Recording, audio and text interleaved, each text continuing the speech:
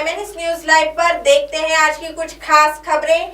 चीन ने दिखा दी अपनी असली औकात। लद्दाख में गलवान घाटी में हिंसक झड़प के बाद भारत ने एक्चुअल लाइन ऑफ कंट्रोल पर सख्ती बढ़ा दी है, जिसके बाद चीन गीधर धमकी देने लगा है। चीन के सरकारी अखबार ग्लोबल टाइम्स ने अपनी धमकी भरे लहजे में लिखा है कि भारत जानता है कि चीन के साथ जंग नहीं की जा सकती है, क्योंकि नई दिल्ली को पता है कि अब अगर युद्ध हुआ तो उसका हाल 1962 की लड़ाई से भी बुरा हाल होगा।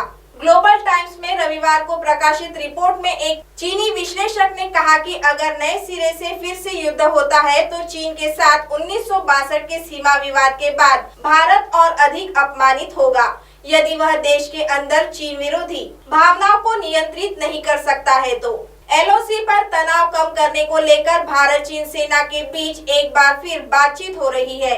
चीनी सेना के आग्रह पर यह बैठक बुलाई गई है। यह कोर कमांडर स्तर की बैठक चीन की तरफ मोल्डो इलाके में बुलाई गई है। गलवान में चीन के साथ हुई झड़प के बाद बने तनाव को कम करने को लेकर यह बैठक हो रही है। लेफ्टिनेंट जनरल हरिंदर सिंह इस बैठक का नेतृत्व करेंगे। बैठक में भारत LOC पर पहले की स्थिति बनाए रखने की चीन से मांग करेगा। साथ ही भविष्य में गलवान जैसी घटना दोबारा न हो, इसके लिए भी दोनों देशों के सैन्य अधिकारियों से बातचीत की जाएगी। 6 जून के एग्रीमेंट पर भी बात होगी, जिसमें तय हुआ था कि चीन अपनी सेना को LOC से पीछे ले जाएंगी। हालांकि अभी चीन की ओर से पीछे हटने पर कोई प्रतिक्रिया नहीं आई है। चीन अब भी पीछे हटने के मूड में नहीं है। गलवान संघर्ष को लेकर देश के राजनीतिक दल केंद्र की नरेंद्र मोदी सरकार पर हमला करने पर उतारू हो गए हैं। पूर्व प्रधानमंत्री मनमोहन सिंह ने बयान जारी कर मोदी सरकार से कहा कि जवानों का बलिदान व्यर्थ नहीं जाना चाहिए। यही समय है जब पूरे राष्ट्र को एकजुट होना चाहिए और संगठित होकर इस दुस्साहस का जवाब देना चाहिए। ऐसे में सवाल उठता है कि चीन मामले को लेकर कौन मोदी सरकार को घेरने में जुटा है और कौन सरकार के समर्थन में है। दरअसल चीन को लेकर शनिवार को बुलाई गई सर्वदलीय बैठक में प्रधानमंत्री नरेंद्र मोदी के बयान पर उठे विवाद ने नया मोड़ ले लिया है।